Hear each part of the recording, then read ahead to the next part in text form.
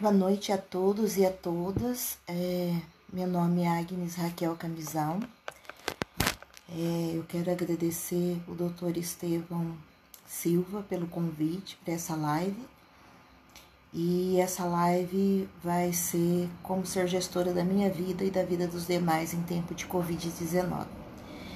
É bem interessante que me surpreendeu porque na semana passada eu fiz uma live com o professor Rafael e nós fomos fazendo um bate-papo, né? Então, eu acabei achando que ia ser da mesma forma, mas, no entanto, quando eu conversei com o Dr. Estevão, eu descobri que era eu aqui, né, falando com vocês. Então, é muito interessante.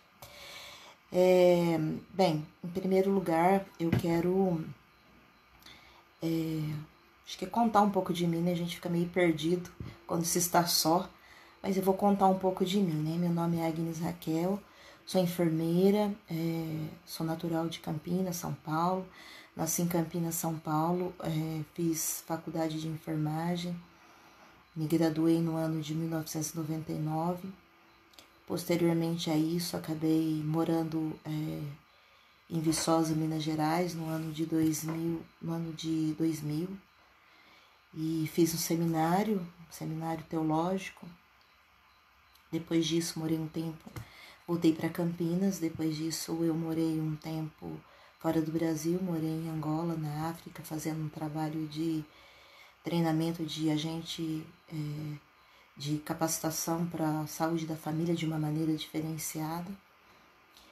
Depois voltei para o Brasil em 2009. Eu fiz mestrado em 2011 e em 2013 eu fiz doutorado na Unicamp Campinas. Quando estava terminando o meu doutorado na Unicamp, eu recebi uma proposta. Boa noite, doutora Ângela.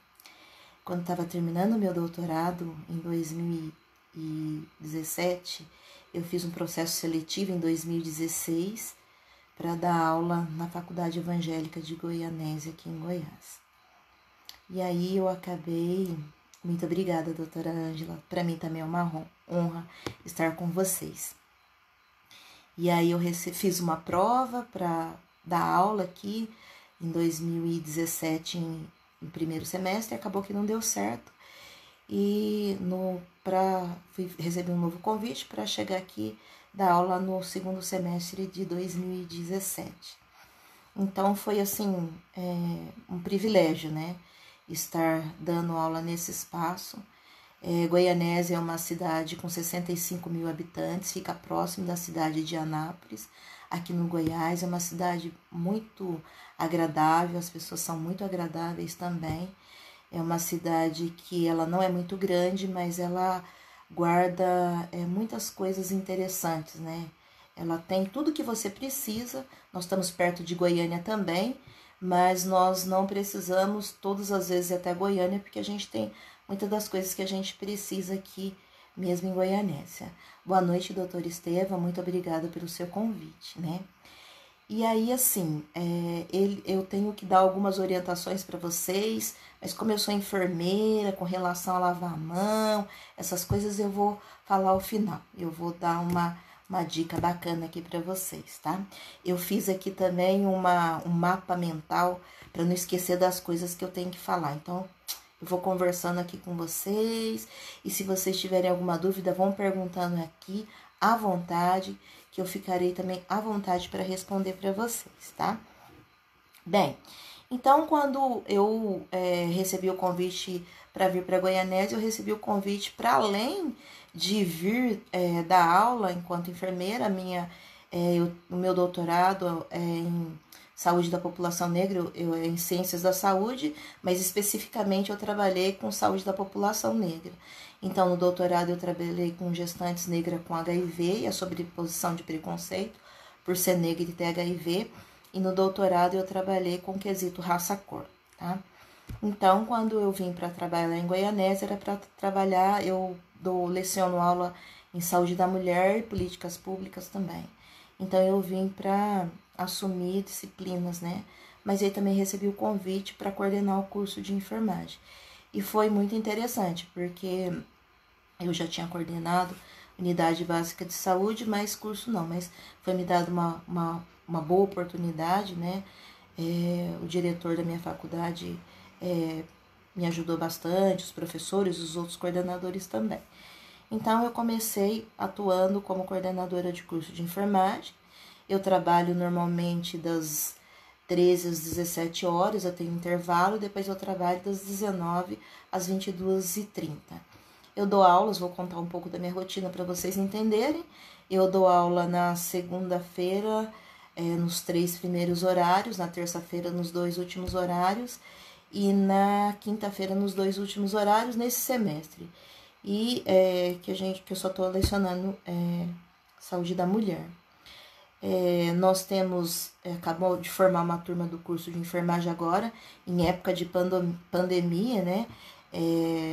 Esses alunos era a primeira turma que iria formar agora, e aí, com a questão do Covid, tivemos que fazer uma formatura deles em regime emergencial. Então, esses alunos já tinham uma colação de grau toda organizada, já tinham o culto todo organizado, né? Então, eles estavam conversando, e assim, quando foi, acho que na segunda-feira anterior que começou tudo a fechar, tivemos que fazer uma formatura deles rapidamente. Então foi um pouco traumático para os alunos e para nós também, porque nós tínhamos todo um desejo de ver esses alunos formando e os professores acompanhando também, né?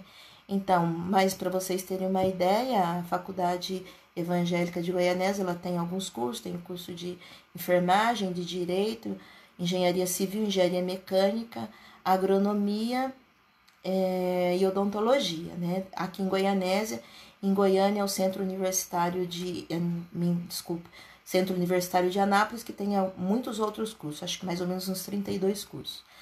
Nós temos no curso de enfermagem mais ou menos 230 alunos e 19 professores. Então aí eu vou contar para vocês, agora que eu começo a contar, como é ser gestora da minha vida e da vida dos demais em tempo de Covid, tá? Então, nós estávamos caminhando, assim como todo o Brasil, né, na vida no dia a dia normal, e de repente nós nos deparamos com essa situação de pandemia, e aí agora vamos parar, né? Boa noite, Derani, amo muito você, né? Muito obrigada pela sua presença. Derani é uma querida, muito querida mesmo. E aí, nesse tempo, a gente teve que parar. Então, começou toda essa questão de Covid. E aí, como que vai fazer? As aulas têm que continuar, mas como isso vai continuar? E aí, o Centro Universitário de Anápolis, nós somos uma mantida, nós somos uma faculdade, mas nós estamos debaixo do Centro Universitário, que tem outras mantidas, como a gente costuma dizer, né? Então, como fazer? Então, além deles pensarem, tem o Centro Universitário em Anápolis, em Rubiataba, que é uma cidade próxima, em Ceres, em Goianésia, o Colégio Couto. Então, tem muitos alunos para poder gerir. Então, como que vai ser esse novo tempo? E daí, nós tínhamos todos os alunos para cuidar, para coordenar. Eu estou debaixo de uma coordenação, né? Debaixo de uma direção, mas eu coordeno o curso de enfermagem, assim como os outros coordenadores dos outros cursos também. Então, a primeira coisa, como que serão as aulas? Então, por uma semana nós paramos e naquela semana especificamente seria a semana que nós teríamos prova, né? Então, já tinha todos os professores feito provas e aí a gente ia trabalhar somente com as provas. Então, parou tudo e aí eles conseguiram montar as salas de aulas virtuais, mas assim, de uma maneira muito rápida mesmo, e para todo mundo que eles colocaram um seminário do Covid, né? Então, cada professor em sua disciplina iria trabalhar a questão do Covid. Então, para mim, dentro da minha disciplina de saúde da mulher, ia falar como trabalhar com as mulheres em tempo de Covid, né? Então, os alunos tinham que pensar isso. E assim, para dentro da enfermagem, do direito, todas as disciplinas do Centro Universitário das Mantidas. Então, foi muito bacana, porque cada curso pensou na sua modalidade. Eu tenho um professor, um colega, um coordenador de mecânica, que ele trabalhou com os amigos dele como montar respirador, e assim, como pensar no meio ambiente em questão de coronavírus, pessoal da agronomia. Então foi muito bacana mesmo. E aí, posteriormente, então, era uma semana de prova, então suspenderam essas provas e os alunos ficaram por conta de responder esse seminário, mais ou menos, esse fórum, né? Dentro dessa nova configuração. Mas assim, os alunos teriam que aprender a utilizar o sistema e nós também tínhamos que aprender. Para a semana seguinte, nós fomos fazendo reunião e daí nós decidimos trabalhar com a ferramenta do Zoom, né?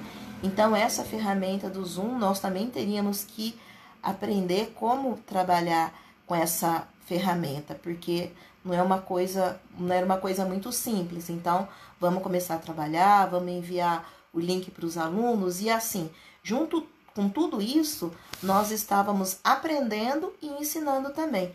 Mas eu acredito assim que a experiência é que nós não deixamos, na verdade assim, nós aprendemos todos os dias, então nós não podemos ter medo dos desafios, né?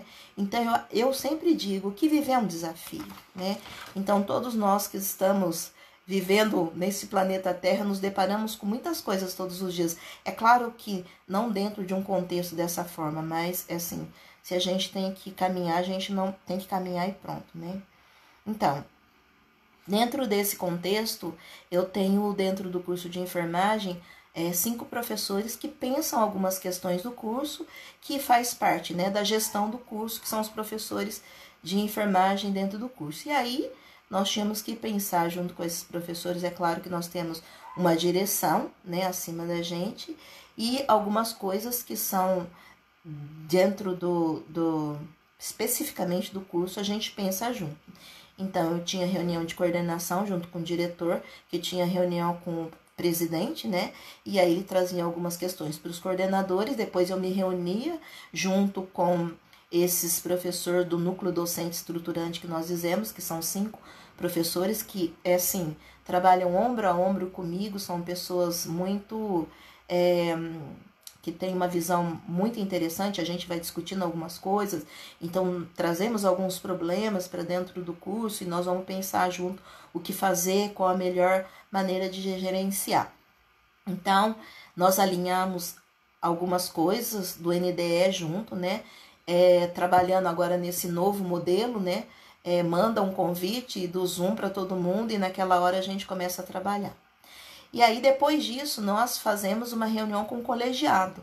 O nosso colegiado são 19, ao total, 19 professores, que nós vamos repassar todas essas questões. Então, eu vou dar só um parênteses aqui para contar para vocês. Então, quando começou essa questão da gente trabalhar em casa, porque aí eu estou trabalhando em home office também, eu acordava assim, meio, entre aspas, meio louca, né? Porque meu horário é das 13 às 17 e depois das 19 às 22h30, mas isso não era mais assim que acontecia. Eu acabava tendo que trabalhar durante o tempo todo, porque eu já acordava olhando no celular. Será que tem alguma reunião? Será que alguém está me chamando? Será que está acontecendo alguma coisa? Né? E assim, também ficar atenta, porque tinha aluno que ainda não tinha feito matrícula. Então, era responsabilidade não minha de fazer matrícula, mas de saber, de entender o que estava acontecendo. Então, para que eu não enlouquecesse, eu pensei, junto com os professores de NDE, que eu não conversaria com todos os alunos do curso, porque nós temos os alunos que são representantes. Então, eu tenho 10 salas, eu tenho 9 salas, eu tenho 2 representantes em cada sala de aula. Então, eu já tinha esse grupo, nós já tínhamos, né, esse grupo. Então, eu conversava com um grupo que se reportava à sala de aula. Então, como é que estão os alunos? Eles estão conseguindo acessar a plataforma? Então, tem aluno que não está conseguindo acessar a plataforma, então eles traziam as dificuldades e eu repassava para o responsável que ia auxiliar, para o aluno conseguir acessar. Então, tem gente que não consegue acessar, não entra, mas entra no Zoom na sala de aula, mas não conseguia entrar no AVA para acessar algumas coisas. Então, como que a gente vai fazer? Então, ficou especificado pela coordenação geral que a gente envia as aulas uma plataforma que nós temos que chama Liceu, e aí nós temos uma outra plataforma que é o AVA, né? E mandávamos por e-mail também. Então, a gente tentava cercar de todas as maneiras para que a gente não perdesse os alunos de vista, tá? E aí, assim, fomos conversando todas essas coisas e como que vai dar essa aula? Então, o professor tem que garantir que os alunos estejam lá, mas também os alunos também estavam muito, assim, desgastados, assim, será que vai dar? Será que não vai dar? E aí você também tem que gerenciar os professores. Gente, vamos lá, nós vamos continuar com o mesmo plano de ensino, temos um plano de ensino, temos que seguir esse plano de ensino 20 semanas letivas, então você tem que garantir que a sua aula seja dada, como você dava em sala de aula, manda o material também que a gente posta nessa plataforma, depois você vai dessa aula, então a gente compartilha o vídeo, faz atividades também dentro do sistema e caminhando e aprendendo, animando o professor, animando o aluno e caminhando, né? E aí faz a reunião com o NDE, conversa algumas coisas, traz o que veio da reunião da coordenação geral para os professores, e aí vamos levar essas novas diretrizes para os professores do colegiado, que são 19, que estão na sala de aula. Para além disso, nós temos um curso de enfermagem e os cursos da área da saúde que não podem realizar os estágios em forma virtual. Então, nós temos o nosso curso de enfermagem que tem muitas disciplinas que elas são presenciais, que são as disciplinas de estágio. Nós estamos com o 9º período de enfermagem, que é só presencial.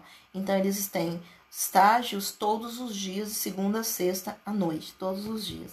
E esses alunos, eles não tem como fazer porque não é permitido, né? Então, nós vamos pensar que quando voltar, sair dessa situação, nós vamos pensar uma forma que tem que garantir essas aulas de estágio para esses alunos. E aí, esses alunos têm apenas uma disciplina no sábado pela manhã, que eles fazem com o professor. Então, eu tenho que garantir que no sábado de manhã esses alunos têm essa aula, no dias que eles estão, todos os professores também, no horário que eles estão. Minha aula, por exemplo, é segunda-feira das 19 às 21 e alguma coisa.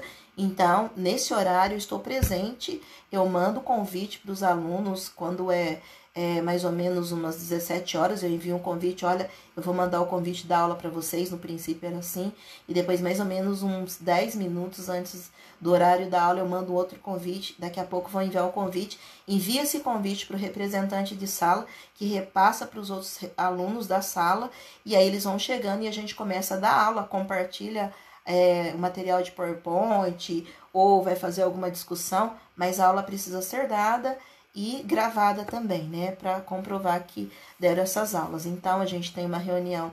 E aí, como fica? Nós tínhamos uma reunião com esse grupo docente estruturante a cada 15 dias, então a gente começa, nesse momento, 2 reuniões por semana com o núcleo docente estruturante para pensar todas as coisas que vêm, reunião de coordenação com o diretor, depois eu reunião de NDE com esses professores, depois eu reunião de colegiado com todos os professores do curso e a depender do que nós decidimos, reunião com os representantes. Então tinha dia que eu ficava assim, reunião geral, reunião NDE, reunião colegiado, reunião representantes, né? E aula também, né? Então é bem diferenciado, porque aí você tem que pensar todas as ações. E assim, eu confesso que na primeira semana eu fiquei muito cansada, porque você tem que ficar o tempo todo assim, ó, ligado. Será que eu tô esquecendo alguma coisa? Eu tô fazendo tudo que eu preciso? E ficou uma situação muito desgastante, porque, na verdade, o horário de trabalho, que era passa a ser, então, de 8 até eu acordava mais ou menos 7 horas da manhã, e aí eu já tomava banho e já ficava pronta. De brinco na orelha, colar no pescoço, que isso já faz parte da minha vida. Quem já me conhece já sabe que eu sou colorida e ando toda assim. Mas eu já acordava pronto, porque em qualquer momento eu podia ser chamada para uma reunião. Então eu acordava pronta em casa e aí você come correndo. Será que tem alguma coisa agora? É claro que tem todo um tempo, mas a gente fica muito desgastado. Para além disso também, eu dou aula também. E eu preparo as minhas aulas também. Então, você prepara a aula, mesmo que você já deu a aula várias vezes, você vai lá, verifica, refaz essa aula de uma maneira bem para alinhar, né? E no meio de tudo isso também, a minha mãe adoeceu, né? Eu sou de Campinas, São Paulo, meus pais, eu tenho 4 irmãos comigo, né? E minha mãe tem 87 anos e meu pai tem 85 anos. E ela já tá bem idosinha, ela tá ficando bem debilitada. E num sábado, quando tava assim pipocando tudo mesmo, minha irmã me chama para dizer que minha mãe não tava passando bem, não tava conseguindo comer e teria que levar para o hospital em Campinas. E aí foi uma angústia muito grande por conta da idade, leva, não leva, o que a gente faz? E aí, de certa maneira, eu acabo tendo que monitorar de alguma maneira também.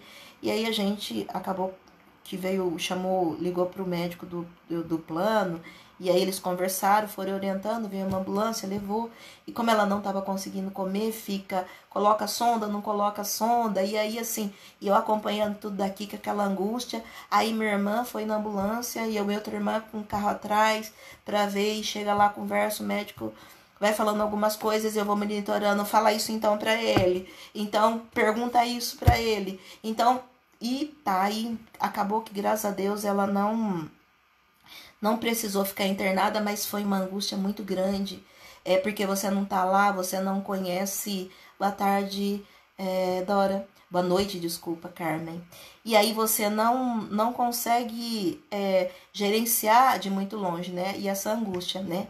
E aí, como aquietar também os professores, eu também às vezes, não vai dar certo, a gente não vai conseguir. Não, e assim, de verdade mesmo, eu sempre fico pensando, não, se tem que dar certo, de alguma maneira vai dar certo, tá com dificuldade, mas a gente vai avançar, a gente vai caminhar. Então, assim, eu sempre procuro estar gerenciando o grupo com o qual eu trabalho de uma maneira assertiva.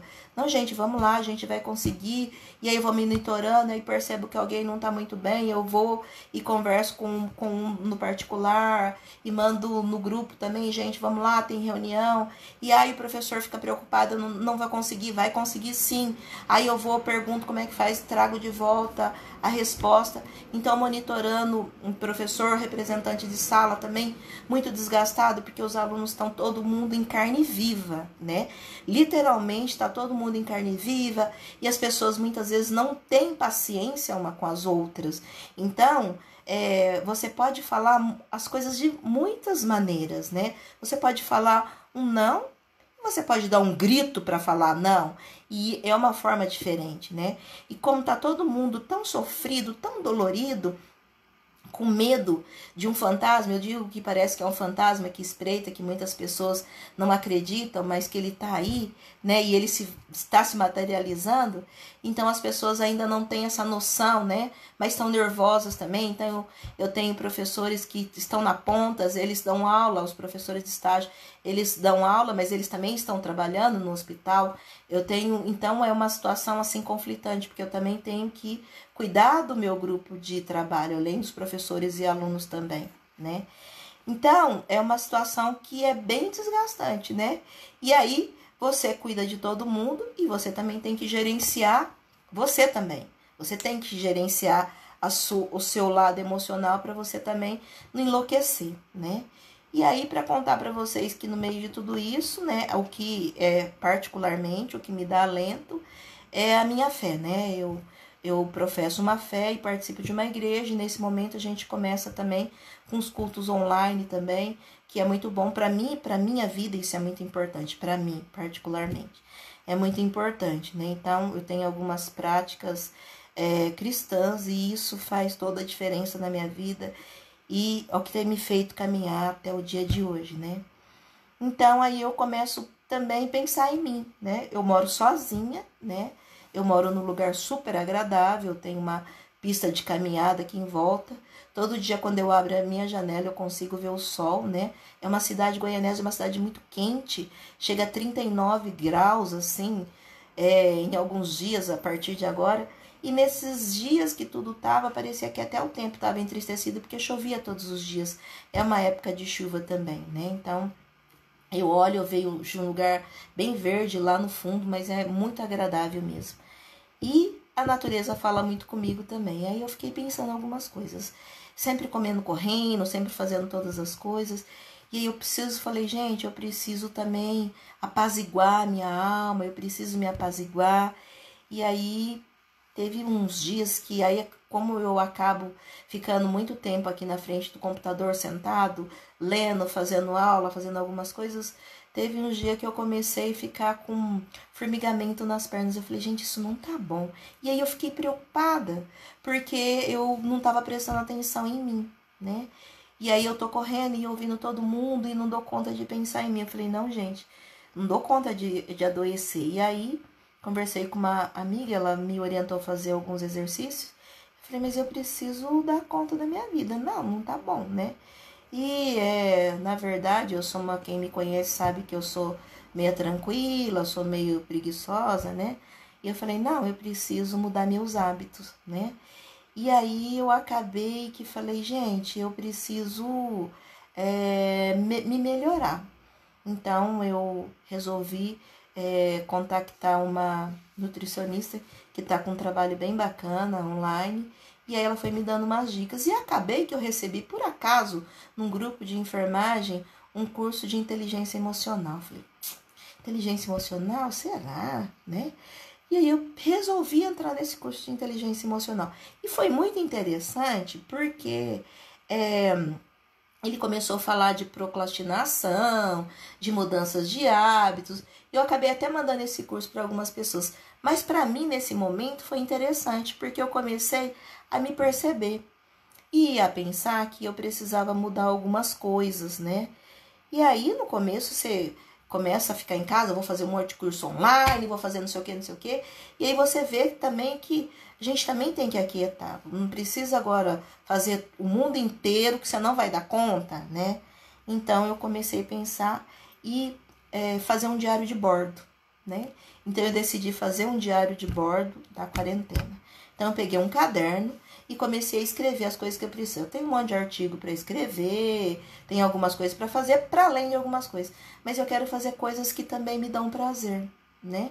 Então eu pensei, o que eu vou fazer? Então, mudar de hábito.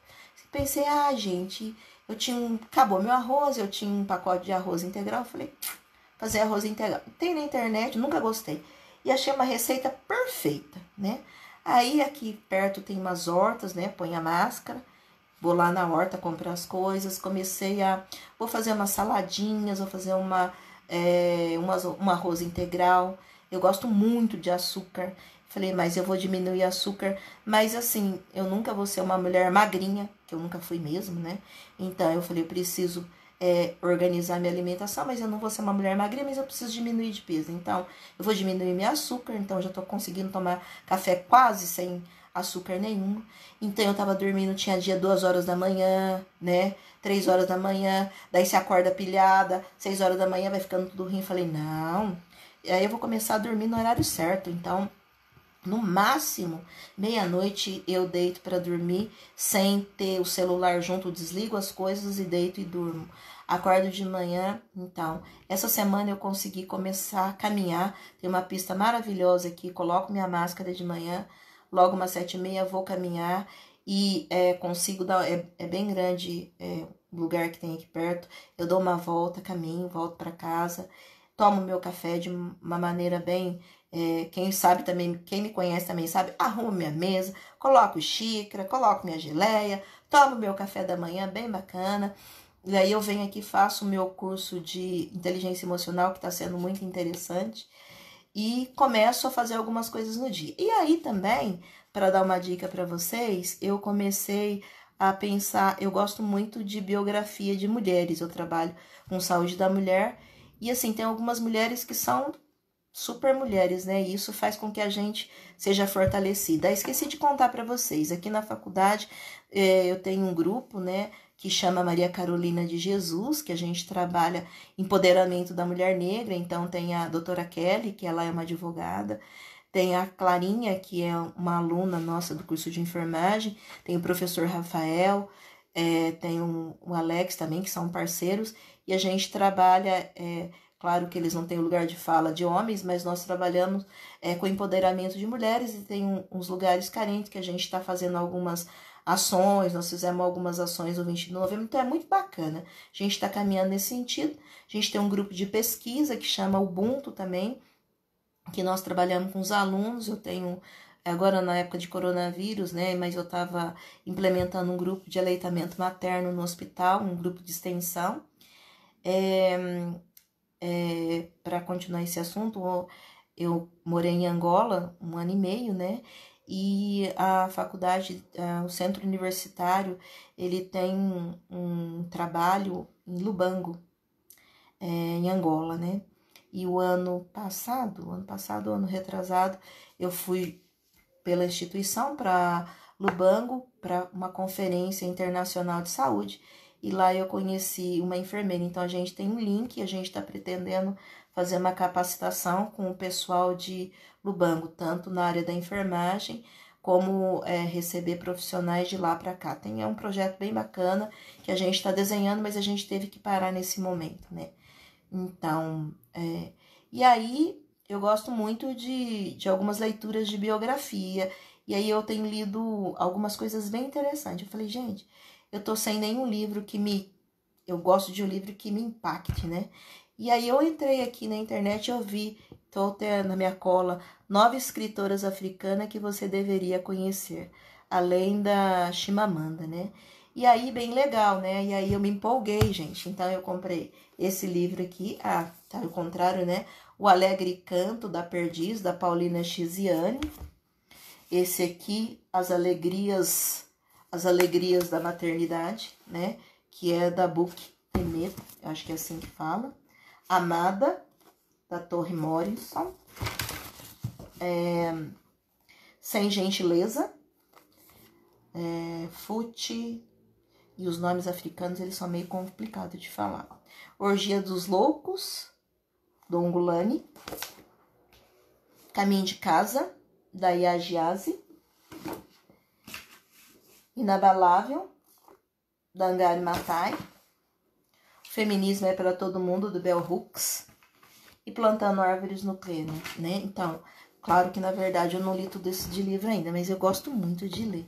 Então, eu tô lendo esse Feminino é para Todos, tem sido um livro bem interessante, porque eu acabo trabalhando com essa temática do feminismo na minha sala de aula, e ela vai falando de uma forma muito leve, né? Porque o feminismo não é só mulher que não gosta de homem, e aí vai por aí afora. Então, para dizer para vocês que como essa situação, voltando, essa leitura de livro, eu tô me organizando, é claro que eu não vou ler tudo de uma vez, mas que eu possa ler. Então, assim, eu quero dar alento pro meu coração. Então, além de eu ler a minha Bíblia, que é meu livro de cabeceira, né?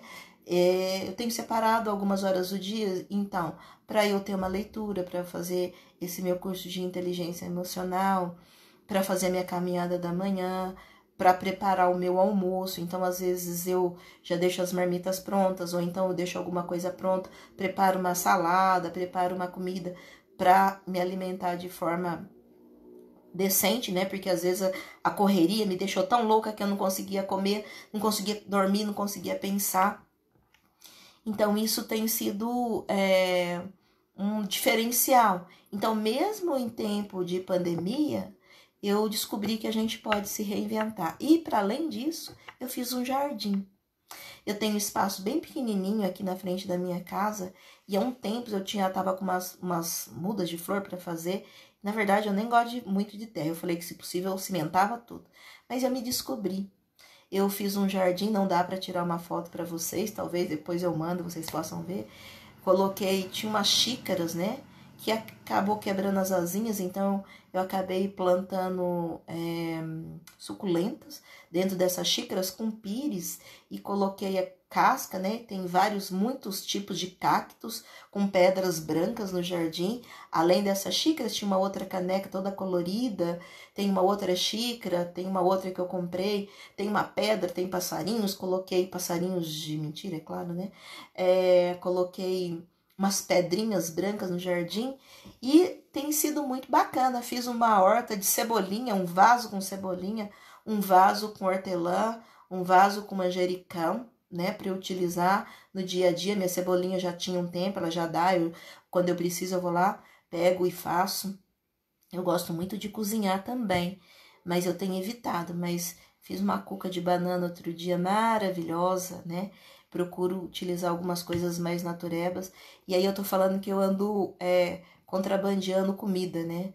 Porque aí eu faço, nem sei se esse é o termo, né? Eu faço comida e acabo oferecendo para os meus vizinhos, para a vizinha da direita, para a vizinha da esquerda e para uma vizinha mais para frente, né? E para uma professora. Então, às vezes eu faço uns potinhos e vou dividindo, porque aí é uma forma de caminhar. Então, para contar um pouco para vocês da rotina do dia a dia, né? Então, mesmo em tempo de coronavírus, essa questão, eu não quero, eu não aguento mais ficar em casa, não sei o quê. Você pode se reinventar. Começa a achar alguma coisa interessante, né? Curtir a família. Eu não tenho família aqui, então eu tenho que ficar eu e minha presença, né? Então, eu tenho que descobrir alguma coisa para fazer, para que eu possa fazer, para que eu possa ter prazer, porque tudo isso vai passar. E quando passar, a gente também precisa ter um caminho que a gente percorreu. Então, você precisa pensar em algumas possibilidades. Não dá só para ficar entediado e reclamando e desanimado, porque é uma situação que todas as pessoas estão passando.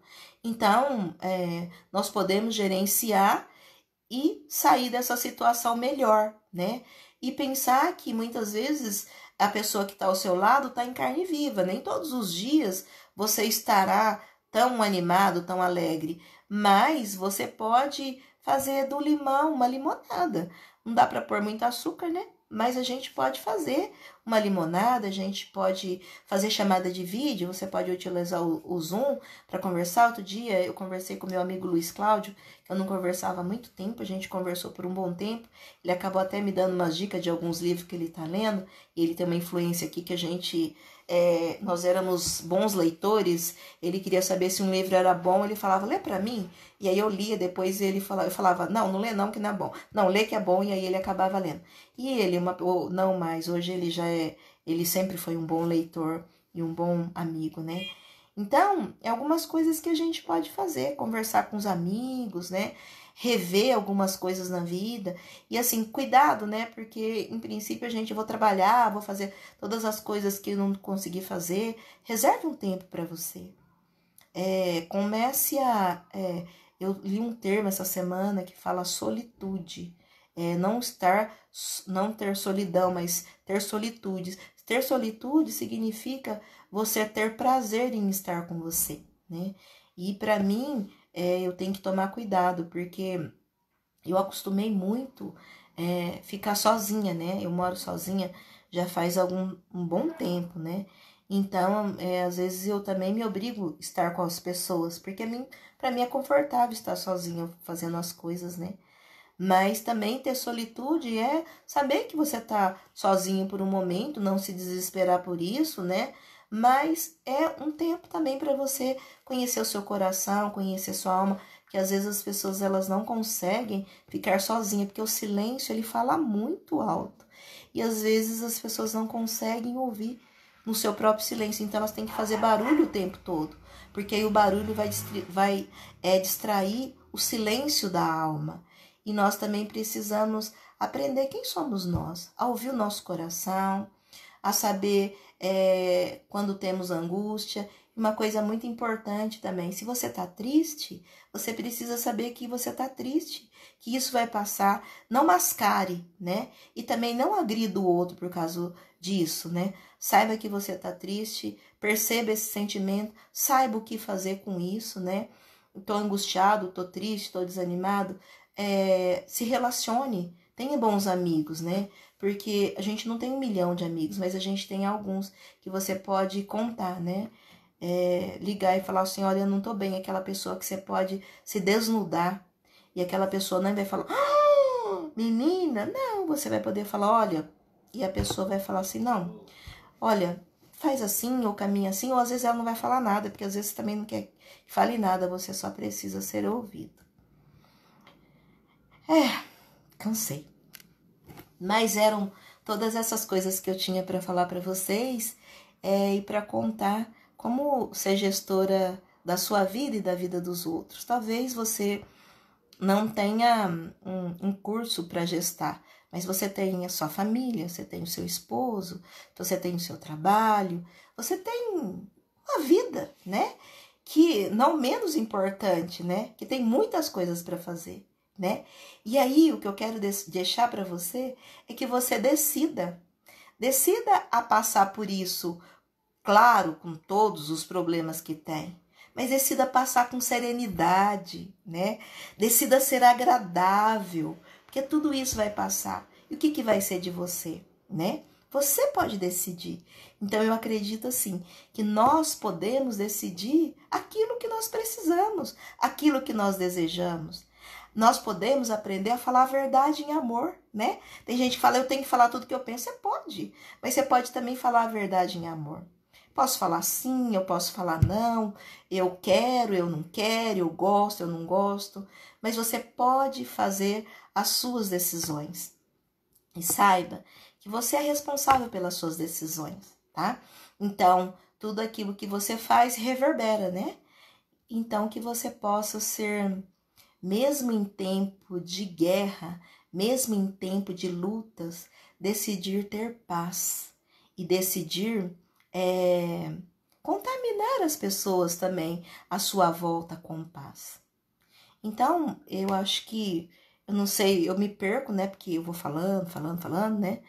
Mas eu não sei quanto tempo eu falei, né? Mas enfim, eu acho que era isso que eu tinha para falar e eu queria dar oportunidade para vocês perguntarem algumas coisas, que eu fui falando tanta coisa. Eu acho que eu fiz um mapa mental aqui e eu acho que eu acabei contemplando as coisas que eu precisava, que eu coloquei, que eu iria comentar com vocês. Então, eu me coloco à disposição para saber se vocês querem me perguntar alguma coisa, né? Porque eu acho que nesse tempo também, essas lives que a gente vai fazendo aqui é pra gente bem saber da vida dos outros, né? E é bacana, porque a gente vai compartilhando e algumas coisas a gente fala, posso fazer isso também. Isso daqui é legal. Isso não é legal. Isso é melhor não fazer. Isso eu posso deixar para depois. Sim, doutor Estevam, quais são as coisas que você gostaria que eu contasse? Me pergunte, eu estou à disposição. Eu achei, deixa eu compartilhar aqui com vocês. Eu não sabia que era nesse formato. Quando ele me falou que era nesse formato, eu, falei, gente, e agora? Só que eu não tenho problema de falar, porque eu vou falando, né? Então, mas bem tranquilo, viu, doutor Estevam? Bacana. Obrigada pelo convite. Estou à disposição. Vamos lá, pergunta aí, pessoal.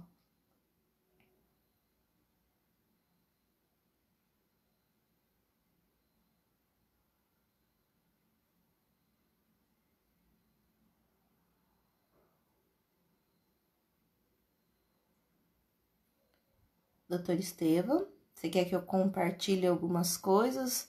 Mas o que, por exemplo?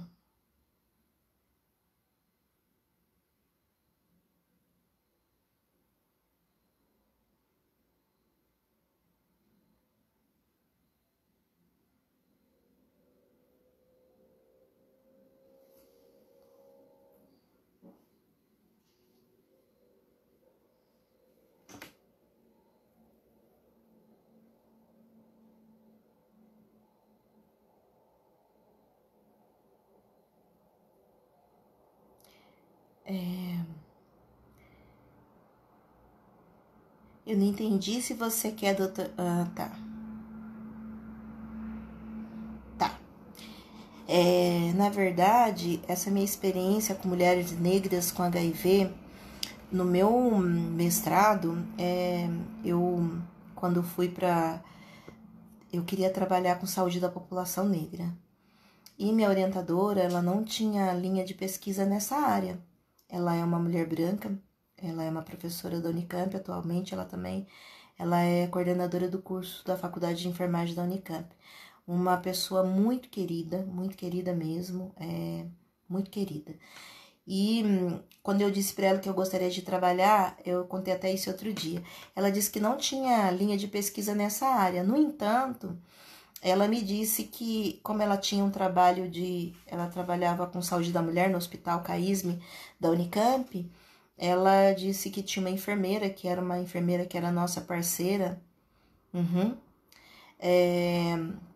E aí, ela conversou com essa enfermeira e a enfermeira disse para ela: Nossa, professora Maria Helena, aconteceu uma coisa tão interessante que a Zoraide, que era enfermeira, atendia as mulheres gestantes de alto risco, né?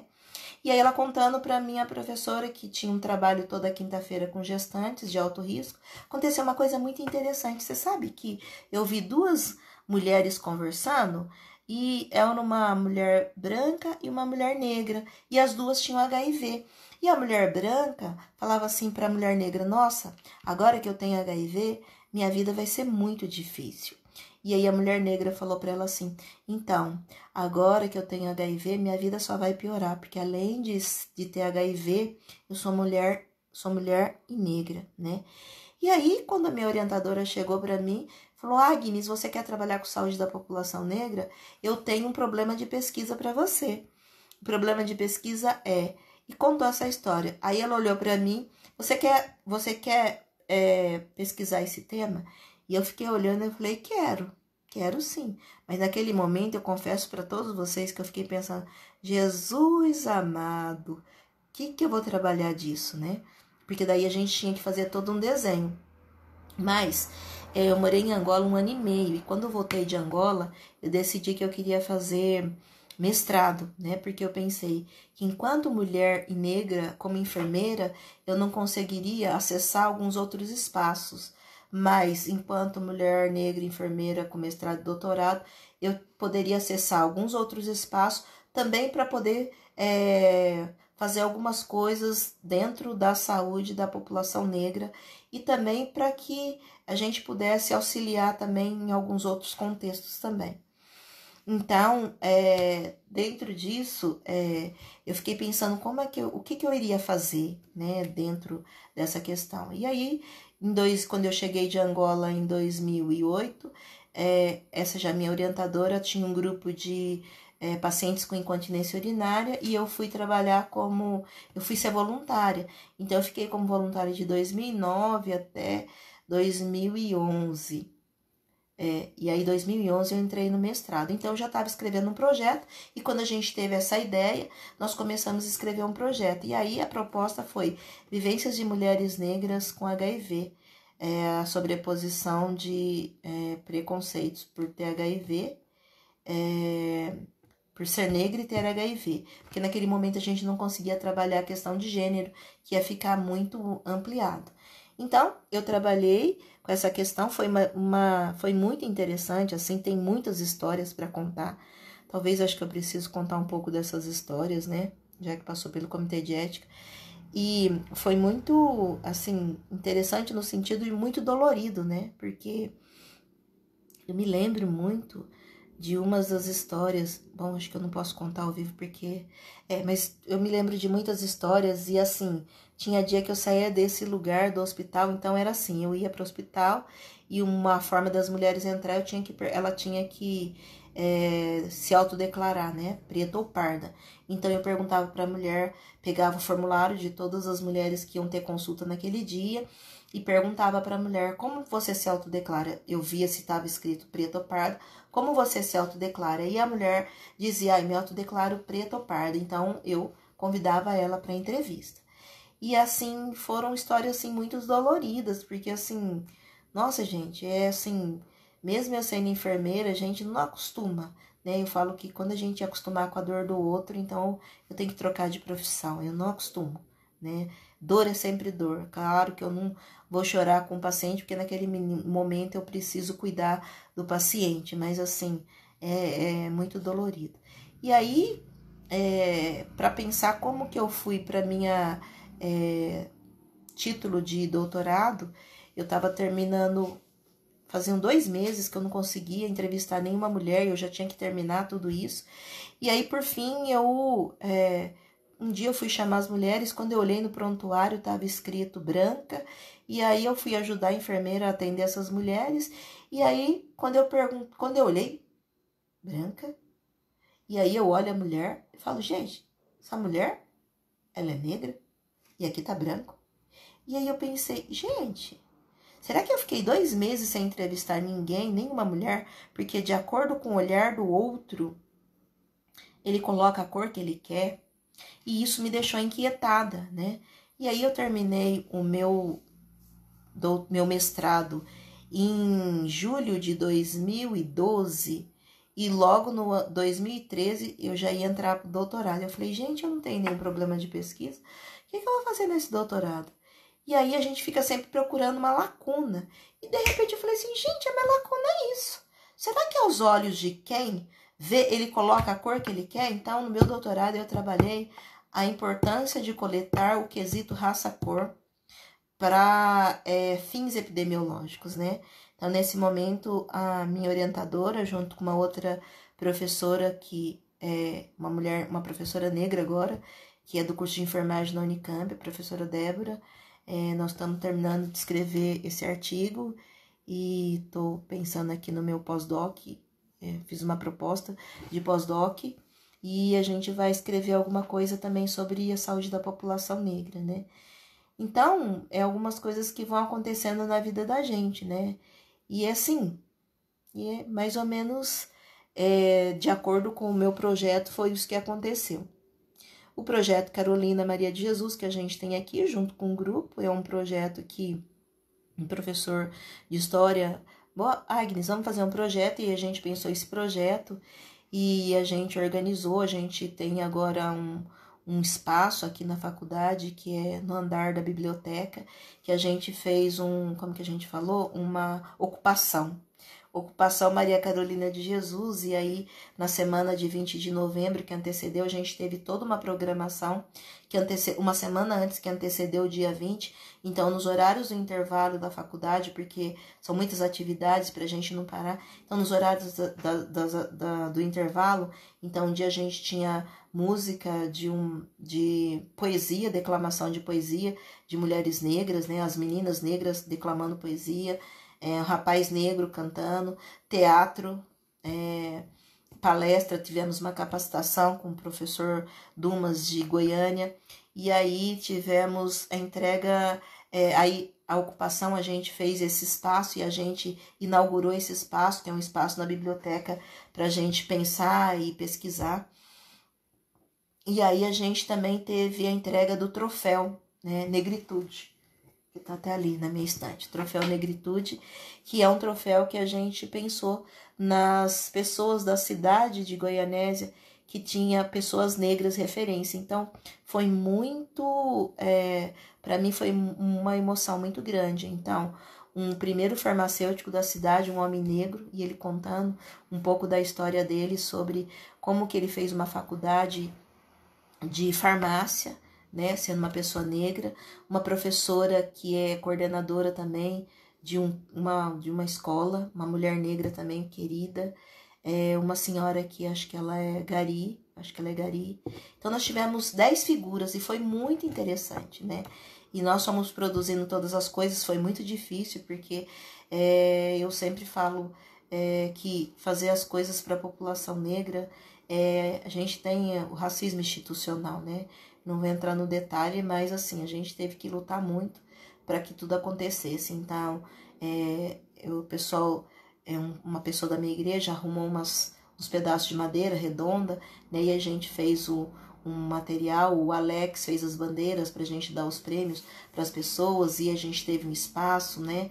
Então foi muito assim, mas foi muito gratificante, E a partir disso, né, começou o coronavírus, a gente está pensando em fazer um documentário com essas pessoas, ou mesmo escrever um livro. A gente está pensando aqui, professor Rafael, Kelly, Alex e Clara, como que a gente vai fazer, terminar esse material que a gente começou. Mas assim, tem sido uma experiência interessante. E aí, o espaço da academia é um espaço que muitas vezes encastela as pessoas, né? E às vezes as pessoas do senso comum, elas muitas vezes acreditam que elas não têm condição de acessar esse espaço. Então agora nós decidimos levar, a gente tem um espaço, Carolina, na biblioteca ainda, mas levar esse espaço para um local que se chama Céu das Artes, né? Que é onde é uma periferia de Goianésia, né? Que tem muitas mulheres e em sua maioria negra, né? Então, nós estamos pensando em atividades com esse grupo, então nós já fizemos uma oficina de sabonete líquido, e pintura. Nós fizemos uma oficina também de bonecas Abayomi, contando história e falando sobre isso há pouco tempo. Nós pretendemos fazer também, assim que terminar, uma oficina de turbante para empoderar, falar como cuidar do cabelo, né, das meninas, né. Nós temos a Kelly e a Clara, que tem o cabelo anelado, o meu, né, não é muito de mentira, a Derani que cuida do meu cabelo. E como cuidar do cabelo e cacheado, como empoderar essas mulheres, como que elas podem se sentir belas, né? Então agora a gente está saindo de dentro da universidade. A universidade a gente pensa pesquisa, mas indo para esses espaços para a gente dar voz para essas mulheres, para nós darmos vozes para essas pessoas. Então, basicamente é isso que a gente está fazendo. Poderia contar mais uma série de coisas, mas eu acho que vocês já estão aí há um tempo, né? Então, não sei se tem mais algum questionamento para fazer.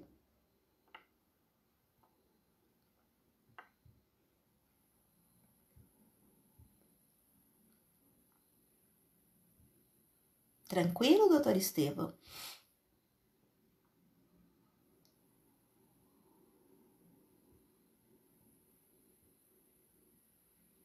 Eu acho que é isso, então. É isso mesmo?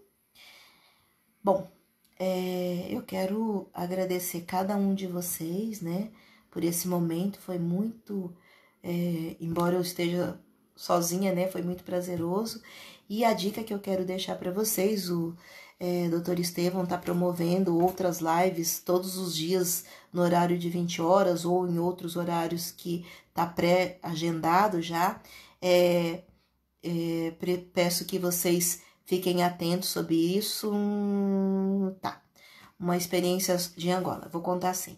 Que vocês fiquem atentos a essas lives que estão acontecendo, que tem muita gente bacana passando por aqui.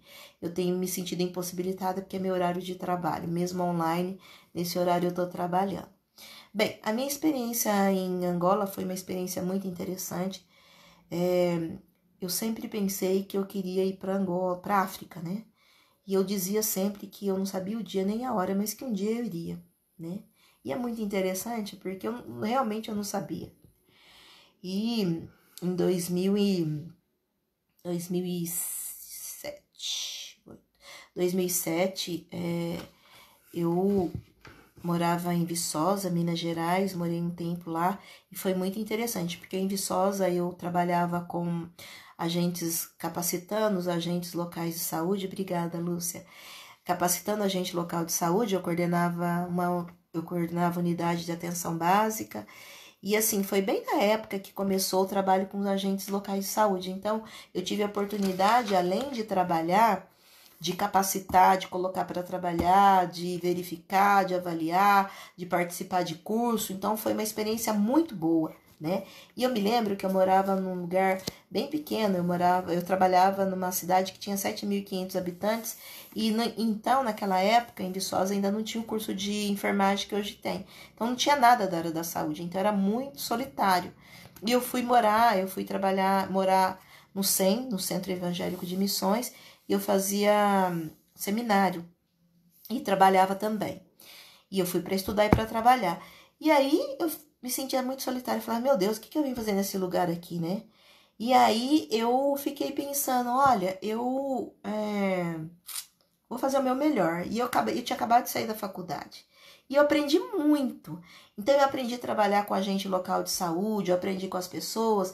Então, eu trabalhava na zona rural. Então, às vezes, eu tinha que levar uma televisão para passar um vídeo para as pessoas. Eu atuava na escola. Assim, eu tive muitas oportunidades. E eu não perdi nenhuma oportunidade que eu tinha para poder trabalhar. E eu procurava me reinventar todos os dias, né? E aí, depois, no ano de 2006, eu acabei que decidi voltar para Campinas e acabei voltando para Campinas. E quando eu cheguei em Campinas, eu tinha que me reinventar, até porque o prefeito da cidade queria que eu fizesse concurso e ficasse na cidade. Daí eu me lembro que eu falei para ele, eu não pretendo, eu pretendo, um dia eu vou para a África. E acho que todo mundo olhava para mim e falava, maluca, né? Aí, eu fui quando... Eu vou até fazer um parênteses aqui. Eu não sei se eu tô me alongando, mas aí eu vou fazer um parênteses rápido, né? Que quando eu cheguei em Viçosa, Minas Gerais, Eu falo. Quando eu cheguei em Viçosa, Minas Gerais, eu fui convidada para participar de um trabalho que ia ter na universidade para falar sobre cotas, né? Naquela época eu não entendia nada de cotas, né? E eu tive que estudar e aprender. E foi nesse momento que eu vou só encurtar que eu me descobri mulher negra. Não que eu não soubesse que eu não era, mas eu descobri que eu não sabia nada e que eu precisava saber. E aí eu comecei a ler, comecei a estudar e comecei uma outra caminhada enquanto mulher negra. Não que eu não soubesse e que eu nunca tivesse passado por preconceito, mas acho que nesse momento foi meu batismo de mulher negra, tá? Então, quando eu voltei para Campinas, eu aprendi a trabalhar muito com programa Saúde da Família e tal, e não tinha nenhum problema para trabalhar. E aí a minha orientadora da Unicamp, ela falou, olha, eu tive um aluno, eu sei que você quer ir para Angola, e tem um aluno meu que foi para Angola e eles estão pedindo currículo. E aí eu me inscrevi para o currículo, eu falei, não vai dar nada. Fui lá, conversei, fui falando da minha experiência, tal. E aí na primeira entrevista, era um médico sanitarista, e ele me disse, nossa, você tem perfil, te quero na minha equipe. Falei, deve falar para todo mundo, deve ter mais um monte de gente aí. E aí eu tinha uma outra entrevista, me falaram, se você passar, você vai receber um telefonema e aí você vai ser convidado. Aí eu peguei e falei assim, bacana. E aí eu recebi o telefonema. E aí eu fui fazer outra entrevista e eu sempre penso, de verdade, gente, se eu não passar nessa entrevista, eu vou me divertir, vou conhecer no sentido assim, eu vou contar e vou ter oportunidade de falar e de ser ouvida, e eu fui contando, e era um odontólogo que ele veio de Angola para fazer entrevista com os profissionais. E ali eu fui contando, ele foi perguntando, e eu fui falando de uma maneira muito leve, muito tranquila, e ao final ele falou assim, te quero na minha equipe. Pensei, me belisca, né? E, gente, na verdade foi isso mesmo. E foi muito louco, porque eu mandei esse currículo em 2007, eu recebi essas chamadas somente em fevereiro de 2008. E ele me disse, em março eu te quero em Angola. Falei, gente, e agora? Porque você tem toda uma vida, todo um contexto, enfim. E aí eu peguei e falei, bom, aí fui organizar para fazer todas as coisas. Bom, enfim. Cheguei em Angola, não era para eu trabalhar em Luanda, era para eu trabalhar numa província. Fui trabalhar numa província de Huambo, que ao chegar era uma província com o mesmo clima de Campinas, não era muito quente nem nada. Só que assim, eu estava chegando num contexto que a guerra tinha acabado não há muito tempo, então onde você chegava parecia assim, terminou a guerra, o tanque de guerra ficou ali. Então, um carro caiu uma bomba num caminhão, o caminhão ficou destruído ali. Aí você olhava um prédio ali todo cheio de meio destroço, tinha um prédio que tinha um buraco assim, né? Onde tinha uma bomba que não explodiu, então tinha um buraco da bomba que foi. E assim, era assim, todos os dias era um soco no estômago, sabe? E assim, e lá eu fui também congregar numa igreja, então aos finais de semana eu congregava nessa igreja, mas de segunda a sexta eu trabalhava e trabalhava muito, sabe? Gente, eu trabalhei muito mesmo, muito mesmo. Eu acho que assim, eu acho que eu não tenho problema de trabalhar e também essa questão de estresse eu acho que eu aprendi a ter resiliência, porque eu passei bastante embates, né? E o que cooperou para eu trabalhar em Angola foi minha experiência que eu tive em Minas Gerais, porque tem a questão do choque cultural, né? Então eu costumo dizer, eu não tive choque cultural em Angola, mas eu tive choque cultural em Minas Gerais, tá? Porque é um contexto completamente diferente, apesar de nós sabermos que o Brasil ele é gigante, né? Mas é um contexto que eu nunca tinha vivido. É claro que eu sou de classe pobre, claro, né? Mas assim, eu vi algumas coisas de pobre lá que eu não era muito pobre de Marredeci, era uma coisa assim completamente louca. Então, quando eu cheguei em Angola, claro que foi muito difícil, mas eu não tive choque cultural. E aí eu morava numa casa, éramos 3 enfermeiras morando numa casa, nós chegamos 3 ao mesmo tempo, e o enfermeiro que morava em outra casa. Então, nós morávamos, eu fui contratada pelo governo, né? Então, eu fui contratada do governo. Então, a gente trabalhava, teve toda uma capacitação, E a história é bem longa. E eu trabalhava numa cidade que chamava Bailundo, era muito interessante. Porque nessa cidade tinha um rei Catiopololo III. Então, às vezes que eu ia para algumas reuniões, acho que por 3 vezes eu fui numa reunião que eu sentei na mesma mesa que o rei. Então, mas era assim, tem todo um ritual. Quando o rei sentava, você sentava. Quando o rei se levantava, você se levantava também. Então, tinha toda uma coisa que, para além de tudo, a gente seguia tudo aquilo, porque você estava num contexto diferente, né? Então, foi uma experiência muito rica, né? E aí, acho que alguém me pergunta qual que foi a experiência mais difícil que eu tive em Angola. Então, a experiência mais difícil, eu vou contar aqui para vocês de uma forma rápida. Eu treinei agentes locais de saúde, eu e minha outra colega, e alguns outros profissionais, mas eu ia para o campo também para ver como que estavam essas pessoas no trabalho. E aí, em um dado momento, era campanha de vacina e a gente fez um trabalho que se assemelhava com o Programa Saúde da Família do Brasil. E aí tem umas peculiaridades, mas eu não vou entrar em detalhe aqui nesse momento. Mas foi muito interessante que a gente conseguiu avançar e conseguiu fazer um programa bem bacana. E aí, quando tinha campanha de vacina, a gente ia também para o campo para saber como é que estava. E é claro que assim, em alguns momentos eu não podia ir em algum lugar, porque do Ambo até no Bailundo demorava 2 horas para chegar. E às vezes do Bailundo para alguma aldeia, eu demorava, porque eu trabalhava com aldeia, né? Então, às vezes do Bailundo para aldeia, às vezes tinha aldeia que chegava 7 horas, que eu nunca consegui chegar. E não tinha hotel. Então, eu tinha que ir e voltar todos os dias, era muito cansativo. Então, alguns dias eu trabalhava home office e alguns dias eu ia para a aldeia, né? Então, eu tinha que ir e voltar. Quando eu estava em capacitação, não tinha lugar para capacitar, então a gente capacitava numa igreja. Então, tem todo um contexto bem interessante que daria para contar muita coisa. E aí, eu cheguei no campo para avaliar a vacina. E aí nós dividíamos, né? Eu tinha um motorista, tinha um carro que era especificamente para mim e minha colega também tinha. E aí a gente circulava com esse carro. E aí quando eu cheguei no espaço que eu ia trabalhar, que eu ia avaliar as vacinas, o agente falou para mim assim, olha, eles chamam a gente de doutor o tempo todo, né? Independente da sua graduação, você tendo um curso universitário, você é um doutor.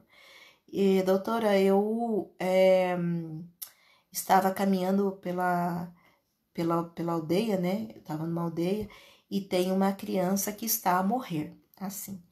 E aí mas o que é que está acontecendo? Aí me disse assim, olha, eu queria que você fosse na casa visitar. Então, quando eu cheguei na casa, ele foi me contando. A criança estava doente e a mãe levou para o hospital. Ao chegar no hospital, as mulheres que estavam junto com a mãe falaram, esse hospital mata a criança. Sua filha não vai viver, vai morrer. Foge com ela daqui e vai para o quimbandeiro. O quimbandeiro vai benzer o seu filho e ela vai ficar bem. Aí a mulher pegou a criança, fugiu, tirou a criança do hospital, levou para o quimbandeiro. Só que daí não melhorou e ela ficou com essa criança adoecida dentro de casa. Quando a agente de saúde foi para falar sobre a vacinação, ele viu essa situação. Então, estava a mãe da criança, era um bebezinho, devia ter acho que uns 7 meses, a mãe da criança, a mãe da moça e a mãe do rapaz. E aí eu fui para saber o que estava acontecendo e falou, olha, a minha filha, o meu bebê está doente, minha mulher tirou do hospital, nananá, e agora ela não vai cuidar mais porque ela falou que vai morrer, então ela não vai cuidar mais. Então ela não quer amamentar, ela não quer dar remédio e ela não quer dar água.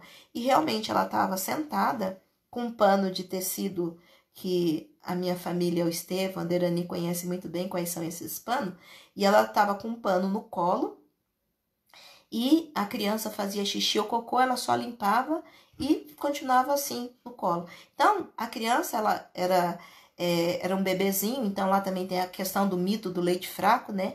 Então, a criança acha que o leite está fraco, então eles começam a dar um funge, que é uma papa da farinha de mandioca, e aí a criança começa a ficar com o estômago cheio, ela não amamenta, não quer mais amamentar, e aí ela vai o estômago distende, não consegue comer, e aí ela vai ficando desnutrida, e quase mais ou menos ali pelos 7 meses ela acaba tendo um problema e acaba indo a óbito. E aí ela estava nessa questão, assim, bem desnutrida, e era um bebê assim. Eu nunca vi aquilo. Eu sempre falo que eu não aceito que fica, quando vai mostrar a fotografia da África, mostra só foto das crianças com fome, não sei o que. No Brasil a gente também tem muita miséria, nos outros países também tem muita miséria, e nem por isso a gente só fica mostrando isso. Então a África, Angola, o continente africano tem muitas coisas lindas para que as pessoas possam ver. Mas aí as pessoas começam a mostrar só isso. Tem pessoas também, outros tipos de pessoa, eles têm dificuldades assim como nós também temos. Então, às vezes as pessoas, elas querem mostrar só uma situação, é difícil, é dolorido, mas tem muita coisa para mostrar. E aí nesse momento eu nunca vi, 1 ano e meio que eu fiquei lá, essa situação que o povo fica mostrando. Mas essa criança ela parecia um passarinho que tinha caído do ninho, bem gemente, né? E aí ela era bem pequenininha, e toda daqui do pescoço até nas nádegas tinha um buraco, literalmente, como se fosse uma escara, porque como tinha fezes e urina e foi ficando todo aquele espaço ácido, foi abrindo uma escara muito grande, né?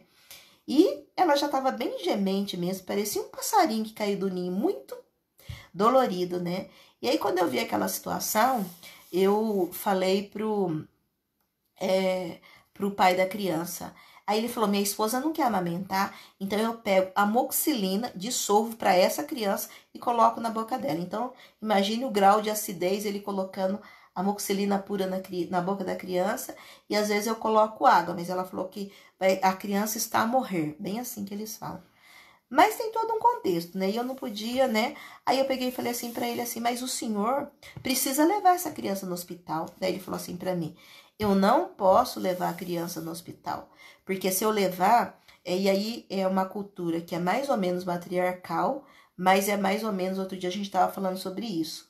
É como se fosse uma questão mais assim, mais maternal.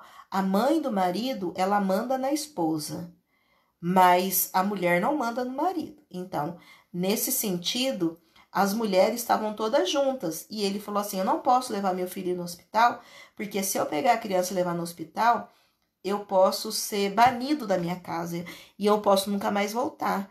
E também, se a criança for para o hospital, a mãe se recusa a amamentar. E aí eu vou ficar sozinha, eu não tenho como cuidar dessa criança.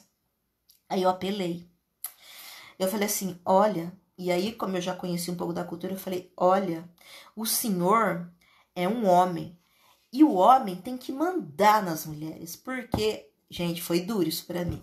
Porque se nessa aldeia as mulheres perceber que os homens são fracos, elas vão mandar nos homens. Então o senhor tem que mandar. Manda a sua esposa levar seu filho para o hospital.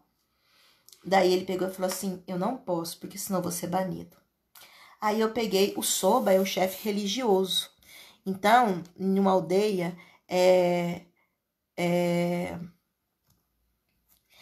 numa aldeia, quando você vai no lugar, a pessoa mais importante é o professor, o padre, o pastor e o Soba, que é um chefe religioso. Boa noite, Rebeca, que é um chefe religioso. Eu já te falo, Lucelena. Então, essas pessoas, elas têm uma grande influência. E daí eu falei pro agente de saúde, eu quero falar com o Soba. E o Soba era um professor, que logo quando nós fomos implantar o trabalho, a gente tem que falar com todas as autoridades, e o Soba é uma autoridade. E ele estava no lugar que estava fazendo um caixão por conta de um óbito. Aí eu peguei e falei assim, eu vou lá. Aí eu fui, é um lugar que só tem homem, né? Então, eu como não sou nativa, sou brasileira, eu fui, mas eu respeito. Fiquei numa distância, né? Chamei, conversei com ele, expliquei, falei, é inadmissível no século que a gente tá vendo acontecer isso. Eu vim lá do Brasil para ajudar, a gente fala para ajudar a saúde do país, e eu vou ver uma criança morrendo nessa situação, o senhor tem que me ajudar. Põe o Soba no carro e vamos lá para casa do povo. E chega lá, a gente conversa, e elas falam na língua Ubuntu, né? E algumas coisas eu já consegui entender, porque depois de um tempo, meu ouvido eu não conseguia falar, mas não muita coisa, mas eu conseguia entender. E ele foi conversando com ela, e elas não falam português, elas falavam Ubuntu, porque elas são de uma aldeia lá longe. E aí, ele foi falando, por fim ele me disse assim, olha, elas não vão levar a criança para o hospital, porque elas disseram que a criança vai morrer, e elas não vão levar para o hospital. Gente, mas foi um dia muito duro na minha vida, mas foi muito duro, foi muito difícil, porque assim, foi dolorido demais. E aí, eu voltei para casa, eu conto para vocês que acho que eu fiquei meio no limbo aí quase uma semana. Aí eu creio que depois de mais ou menos, acho que uns 3 dias, que o agente de saúde me falou que a criança foi a óbito. Então, isso foi uma situação dolorida. A outra situação dolorida é porque lá as aldeias são muito distantes, então, alguns lugares, eles diziam, você não pode ir porque desde a guerra não passou nenhum carro, então pode ser que tenha mina nesse lugar. Então, a gente sabia onde a gente tinha ir. Só que, às vezes, a gente ia para a aldeia e tem muita dificuldade. Tinha gente de saúde meu que demorava, às vezes, andava 2 dias para chegar na capacitação. Então, ele andava um dia inteiro e ele levava o peixe seco e a comida, e ele pernotava na casa de uma pessoa que ele não podia ser caro para essa pessoa, então ele levava a comida dele. De noite ele dormia nesse lugar, comia, no outro dia ele andava o dia inteiro para chegar na capacitação que a gente estava fazendo. Então tinha pessoa que não tinha como se locomover. Então o que me angustiava é que às vezes quando eu ia para alguma aldeia, a gente tinha uma Toyota, né? Aí cada profissional tinha Toyota, eu tinha uma Toyota, tinha um motorista que me levava para além do trabalho, para o mercado, para a igreja. Gente, era uma coisa assim fora da realidade, mas era. Tinha guarda na minha casa, enfim. Aí, mas não é, em Luanda é muito violento, mas em Uambo não era não. E às vezes você passava de manhã, a família tinha algum doente para levar para o hospital, elas colocavam na beira da estrada de chão, né? E aí você ia. Então, em alguns momentos na empresa, a gente não podia carregar pessoa doente, porque se você carregasse a pessoa morresse dentro do carro, você tinha que ainda cuidar da pessoa, porque você podia ser acusada da morte.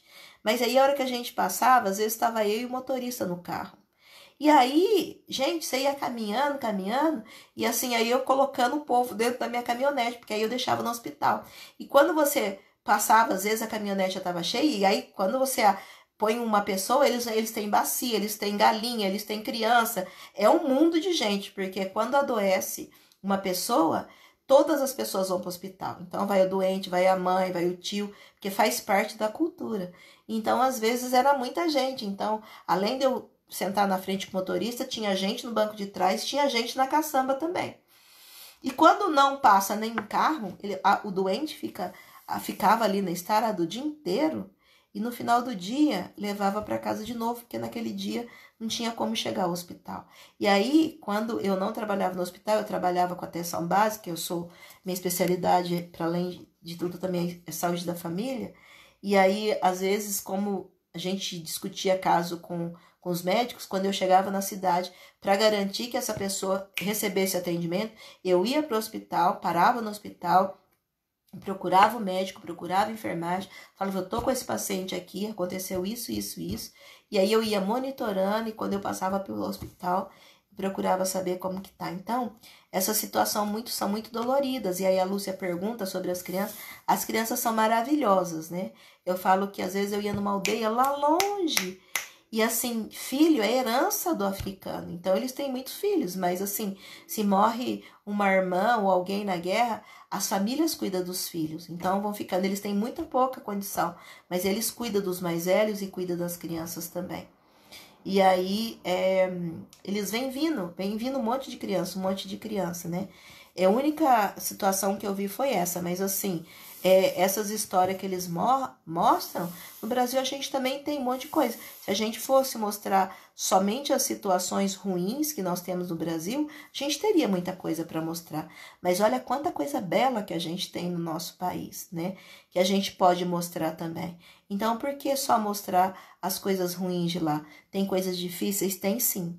Eles têm altos problemas, assim como nós também temos altos problemas que precisam de infraestrutura, de uma série de coisas.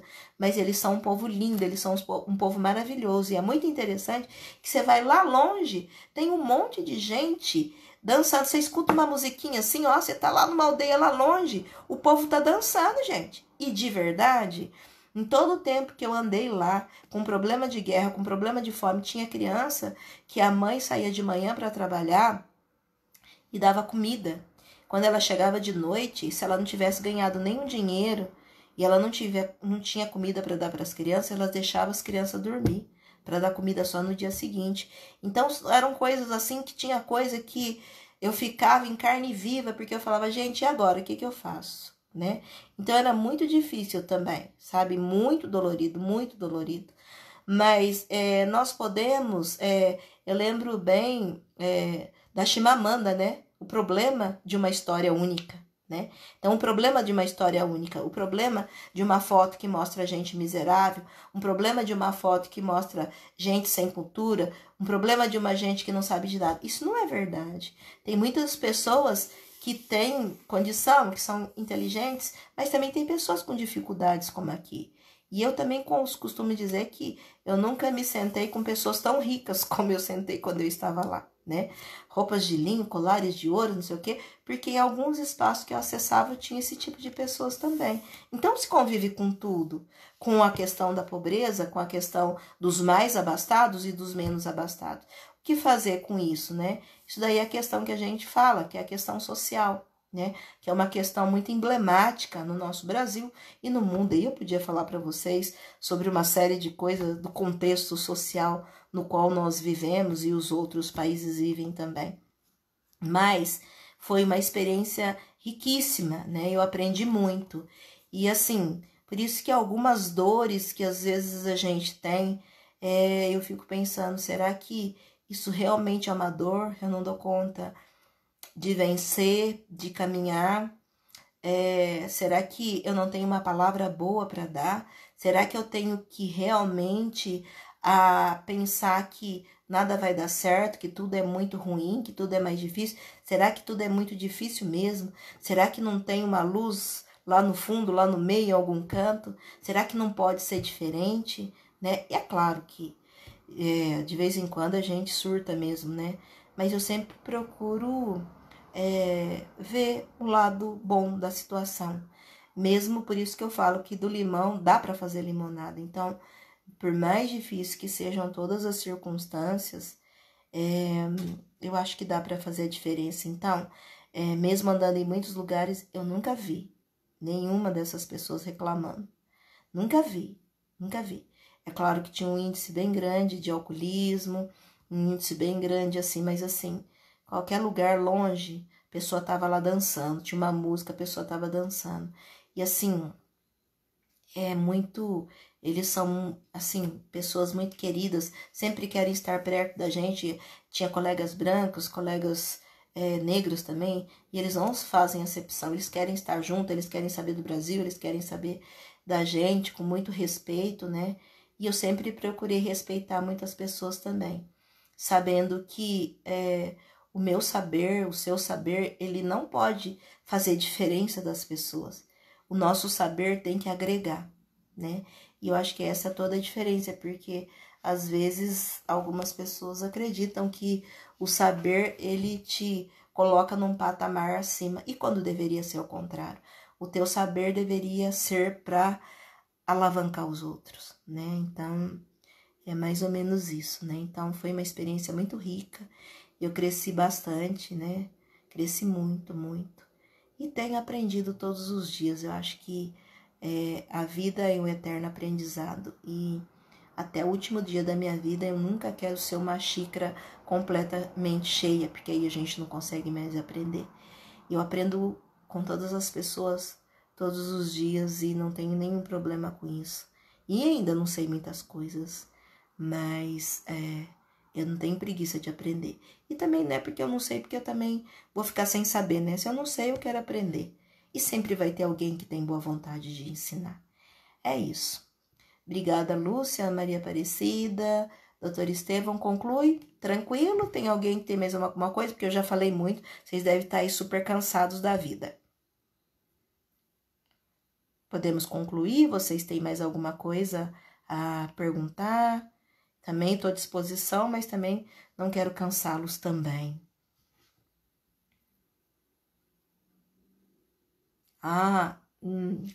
Na verdade, o Estevão tá me perguntando, eu sou contadora de histórias também. Vocês podem perceber, né? Eu gosto muito de contar histórias, né? E dentro dessas coisas, eu presenteava muito o Dr. Estevão com algumas histórias no aniversário dele, com a irmã dele também, com a família. Eu sou contadora de história, eu trabalhei como voluntária, né? Eu fui voluntária no hospital que a gente contava história, então eu tinha um projeto todos os dias, uma vez por semana, no hospital eu contava uma história para cada criança em cada cama. E em alguns momentos eu sempre tinha uma bolsa muito colorida, né? Cheia de livros de história e com alguns adereços, e eu sempre tinha histórias para contar para o pai dessas crianças, né? E aí, quando eu ia para o hospital, aquelas mulheres ficavam o tempo todo com os filhos, com as crianças, né? E aí eu sempre tinha uma história para contar. Então, uma história de vida, né? Uma história do livro. E o grupo que eu sigo é o Griotes, né? E eles têm escrito algumas histórias, né? E aí, eu, mesmo estando aqui, eu ainda tô ligada no grupo, né? Então, se vocês procurarem lá na internet, eu tenho 2 histórias lá. Menina Bonita do Laço de Fita e mais alguma história lá do Griotes. 2 histórias contando. E aí eu liguei para a coordenadora de lá de Campinas e falei, Leia, quero contar uma história nessa época de pandemia, né? E aí ela falou, Agnes, conta mesmo. E a cada dia eles estão lançando uma nova história. E aí eu comprei esse livro aqui, junto com isso também, tá ao contrário, vocês não estão conseguindo ler, né? Plantando as Árvores do Quênia, né? Que é o livro da Angari Matai, como que ela colocou árvores lá no Quênia. Então, esse aqui é um projeto agora para esse momento. Eu vou pedir para alguém me ajudar e eu vou contar uma história que vai subir lá pro YouTube. Eu quero contar uma história quero colocar uma roupa bem de africano, um outro turbante mais colorido. Quer dizer, eu já sou colorida, né? Uma roupa mais colorida, mais um tom de vermelho, alguma coisa. E vou contar essa história para as crianças, né? E é muito legal, é uma atividade muito boa, gente. Eu sinto tanta falta de contar história, porque aqui eu acabo tendo algumas atribuições, e agora eu tive, logo quando eu cheguei aqui, o curso ia passar pelo MEC, e aí foi um tempo muito tenso, porque eu tive que escrever junto com o grupo, né, projeto pedagógico do curso, repensar o curso, teve reforma, teve construção de laboratório, e aí ia tendo que pensar muitas coisas, além do que, quando eu cheguei, eu acabava que, além de coordenar o curso, eu dava 5 disciplinas, é muita coisa, porque aí eu ficava quase louca, eu dormia, acordava fazendo aula, dormia, acordava fazendo aula, louca, louca, louca. E aí eu acabei que fiquei um tempo longe da minha contação de história, mas eu amo muito contar história, amo, né? E assim, eu me lembro que teve uma época que eu ia contar história, né? Eu contava na frente do espelho, né? E na época, meu ex-marido, na época, eu acabava contando, vou contar uma história pra você, e acabava, vou contar, né? E aí ele sempre ouvia, era muito interessante. Então, eu gosto muito de contar história, muito mesmo, né? E é isso. Mais alguma coisa que vocês queiram saber, que eu quero que possa contar?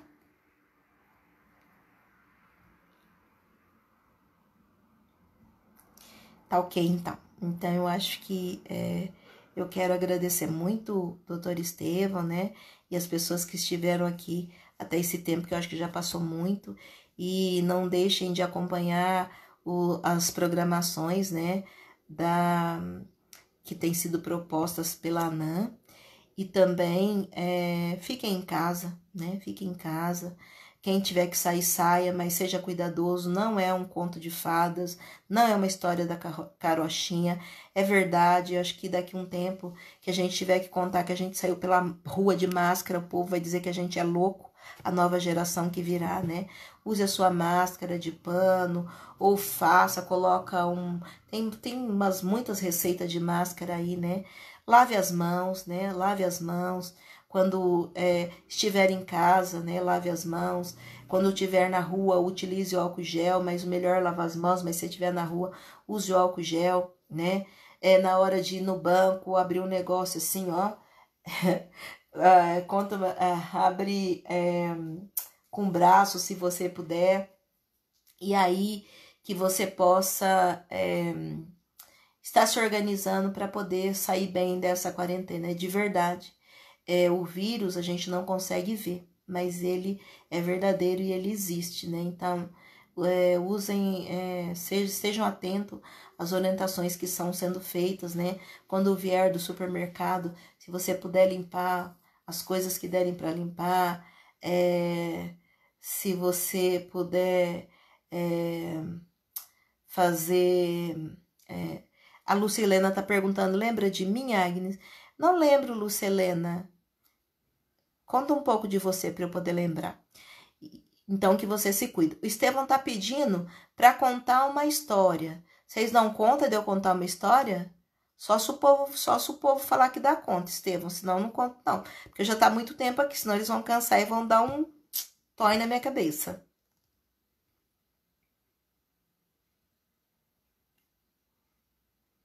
Responde aí. Para mim é tranquilo, mas também não quero cansar de vocês também, não.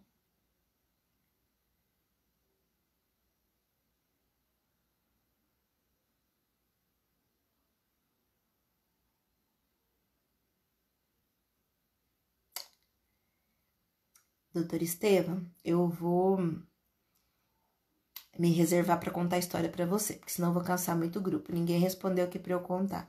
Então depois eu te conto uma história bem legal para você. A gente pode fazer uma chamada de vídeo e eu conto uma história para você. Eu vou ler essa história aqui, plantando as árvores do Quênia. Eu vou contar para você essa história.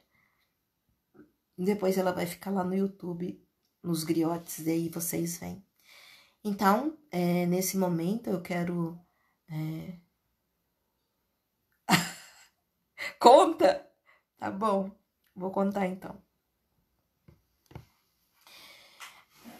Deixa eu ver, faz bastante tempo que eu não conto na minha história. Eu vou contar uma história que ela não é muito comprida. É uma história bem interessante.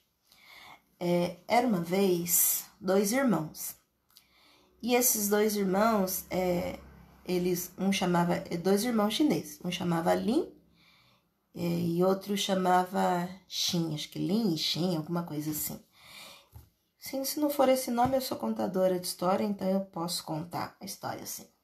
E os 2 irmãos, eles moravam no lugar e um desses irmãos era muito rico e o outro irmão era muito pobre, né? E aí, o irmão que era muito rico tinha muita casa, tinha muita coisa, e o outro irmão que era muito pobre, ele era um pescador. E ele tinha rede, e todas as vezes que ele ia pescar, tinha furo na rede. Então, ele consertava a rede, mas aí às vezes ele chegava no mar, a rede furava de novo, ele não conseguia pegar nenhum peixe. E essa pescaria, ela alimentava toda a família. Então, ele ficava muito preocupado, porque ele não conseguia alimentar a família dele, porque não tinha dinheiro para comprar o barco direito, o barco furava, ou a rede furava, enfim. Aí, um dia, ele chegou na casa dele, muito entristecido, ele falou assim, ai, eu não consigo dar comida direito para minha família. E assim, eu gostaria muito de cuidar da minha família de forma correta. De repente, apareceu um senhor para ele, um senhor bem velhinho. E naquele tempo, sal era uma coisa muito rica. E daí ele pegou e falou assim, esse senhor falou para ele assim, olha, eu vou te dar esse pote de sal.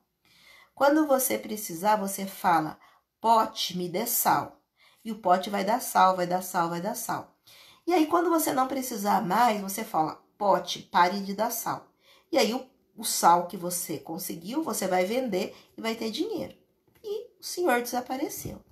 E aí, ele falou, ai, será? E aí, ele entrou na casa dele, fechou a porta, pote, me dá sal. E começou a sair sal, começou a dar sal, começou a dar sal. Aí, ele foi vender o sal.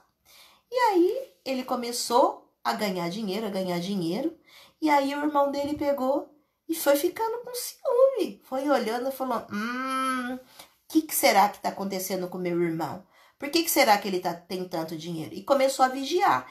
E aí, ele foi ficando com mais dinheiro, conseguiu comprar barco, conseguiu comprar a casa onde ele morava, conseguiu ter um empregado.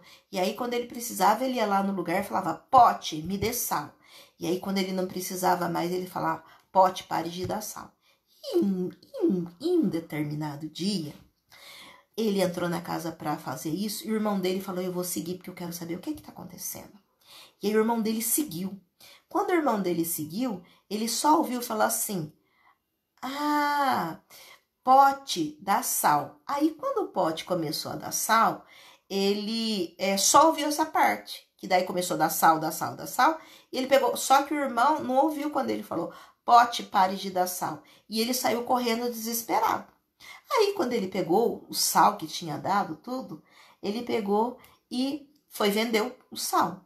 E aí, o irmão pegou, muito malandro, entrou e pegou o pote de sal, roubou o pote de sal e falou assim, eu vou longe com esse pote de sal para ninguém saber. Entrou dentro do barco e falou, agora eu também vou fazer essa mágica. E aí, ele falou assim, pote, me dê sal. E o pote foi dando sal. Só que ele não tinha ouvido que ele falou, pote, pare de dar sal. E o pote começou a dar sal.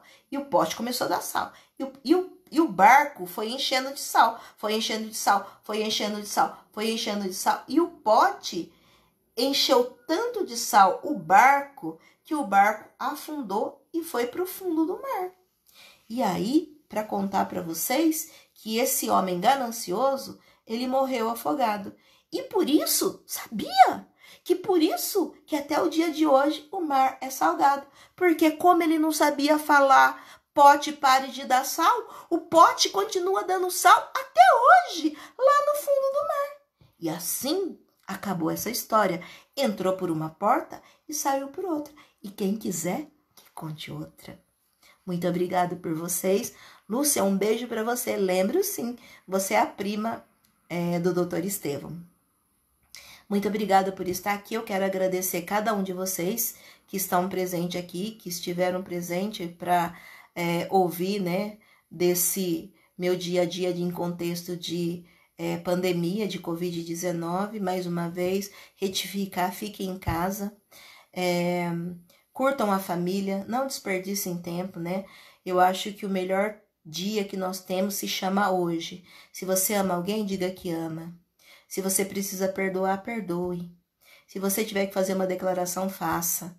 Se você quiser, todas as coisas que você precisa fazer hoje.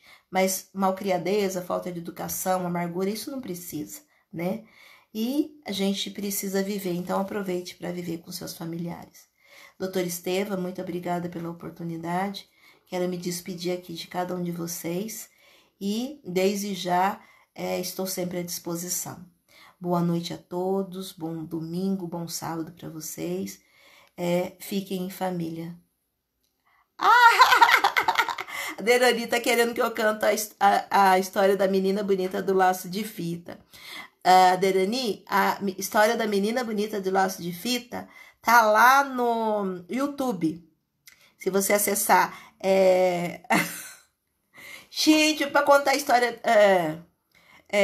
da menina bonita do laço de fita, o povo já tá cansado aqui, minha linda. Aí eu vou começar a ficar deselegante para contar mais uma outra história. Aí eu fico deselegante por demais. Mas tá lá no YouTube. Se você quiser, eu mando um link para você do... Eu tô trabalhando muito com Zoom, né? Tô craque no Zoom. E aí eu mando para você e a gente conta a história da menina bonita do laço de fita.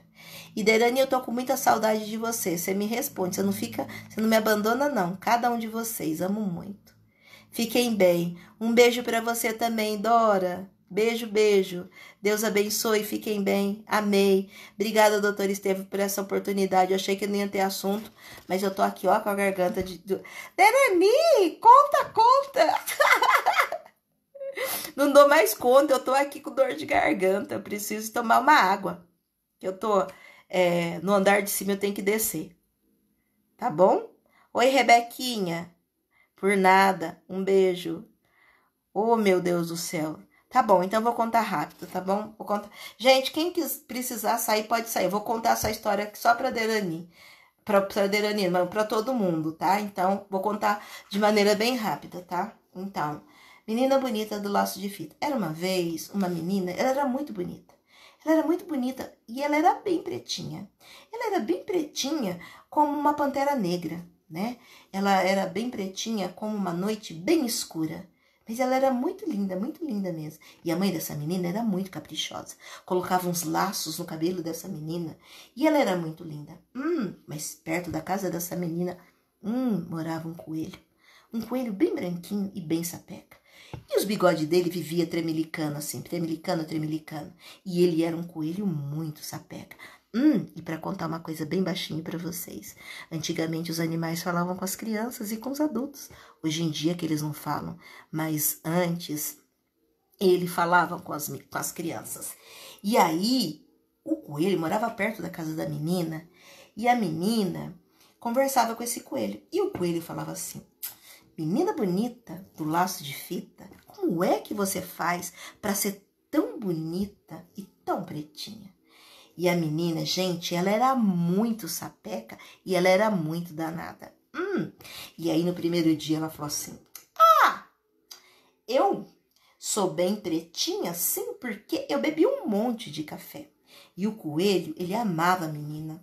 Nesse mesmo momento, ele saiu correndo e tomou um monte de xícara de café. Vocês acham que ele ficou pretinho? De jeito nenhum. Ficou com o olho bem esbugalhado e fez um monte de xixi. Mas ele não ficou de mal da menina, porque ele amava muito essa menina. Vou lá e vou perguntar de novo. Menina bonita, do laço de fita, o que é que você faz para ser tão bonita e tão pretinha? A menina, eu comi um monte de jabuticaba. E o coelho saiu correndo, correu. Parou embaixo de uma jabuticaba, comeu um monte de jabuticaba, mas muita jabuticaba. Vocês acham que ele ficou pretinho? De jeito nenhum. Teve uma dor de barriga, fez um monte de cocô bem redondinho assim. Mas como ele era muito simpático, ele não ficou de mal da menina. Voltou lá e falou: menina bonita do laço de fita, o que é que você faz para ser tão bonita e tão pretinha? E a menina danada falou assim: eu pulei dentro de uma lata de tinta. E o coelho, naquele mesmo momento, saiu correndo, pulou dentro de uma lata de tinta. Vocês acham que ele ficou bem pretinho? Claro que não. Justamente naquele dia, a hora que ele saiu de dentro da lata de tinta, estava chovendo. E aí, a água levou embora toda a cor preta. E aí ele ficou desanimado. Voltou lá conversar com a menina. Menina bonita, do laço de fita, o que é que você faz para ser tão bonita e tão pretinha? E a menina já ia contando uma mentira pro coelho. De repente, chegou a mãe da menina bonita e falou: menina bonita do laço de fita, para de mentir pro coelho. A menina levou um susto e a mãe dela pegou ela na mentira. Aí a mãe dela falou: conta a verdade pro coelho. Daí ela pegou e falou assim, a mãe da menina: sabe por que ela é tão pretinha? Porque eu sou pretinha, ela tem um pai pretinho, ela tem uma avó pretinha e ela tem um vô pretinho. Logo, ela só podia ser pretinha. Aí o coelho falou assim, foi lembrando, meu pai é branco, a minha mãe é uma coelha branca, o meu avô é um coelho branco, o meu pai, a minha avó e o meu avô, todo mundo branco. Aí ele pensou assim, não vai ter jeito pra mim, eu nunca vou conseguir ser pretinho. Mas ele pensou, E aí, nessas idas e vindas da vida, né? Que o coelho não é bobo nem nada. Um dia, nessas andanças, ele conheceu uma coelha pretinha. Eita, que essa coelha era bonitinha por demais! E ele conheceu a coelha pretinha e começou a namorar.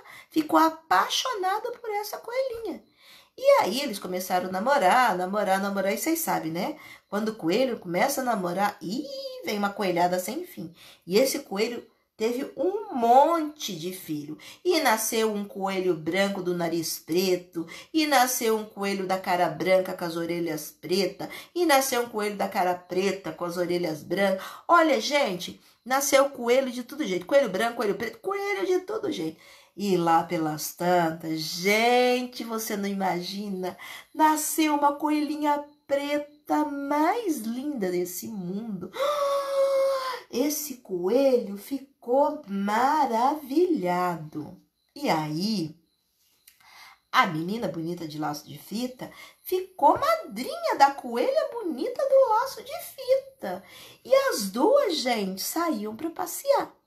E quando as duas saíam para passear, que as pessoas encontravam as duas na rua, olhavam e falavam assim: coelha bonita do laço de fita, como é que você faz para ser tão bonita e tão pretinha? E a menina logo dizia: isso é história para você saber com a minha madrinha, menina bonita do laço de fita. E agora de verdade? E assim acabou essa história. Entrou por uma porta e saiu por outra. E quem quiser que conte outra, Fabiola, dá pra gente fazer uma live só de histórias. Tá bom, doutor Estevam? Se você quiser, me chama aí e me fala. Não dá para contar muita história, porque a história acaba que cansa um pouco também. Mas me chama aí que eu preparo umas histórias aqui e eu faço uma live de história. Gente, foi muito bom estar com você. Fabiola, saudade de você, Derani, Rebeca, doutor Estevam, Lúcia, Hélio Carlos Nesoto. Muito prazer a cada uma das pessoas que gentilmente estiveram aqui nessa live. Para mim foi um privilégio. Muito obrigado. E mais uma vez eu digo, não se esqueçam de estarem presentes nas outras lives que o Dr. Estevam está promovendo. Cuide-se, fique em casa, lave as mãos, usem álcool gel e mais de tudo. Se você ama, diga hoje que você ama, né? Se tem alguma coisa para acertar, fale a verdade em amor, tá bom? E não perca tempo de ficar com a família de vocês. Eu amo muito vocês. Vocês continuam sendo a família do meu coração. Muito obrigada por conhecê-los e estar com vocês sempre, né? Beijo, beijo, fiquem bem, amo vocês também. Deus os abençoe, que Deus continue abençoando cada um de vocês de forma especial e que a vida continue leve para vocês. E nas minhas orações estarei lembrando de cada um de vocês. Fiquem bem, boa noite, Deus os abençoe. Concluindo, obrigada, doutor Estevam.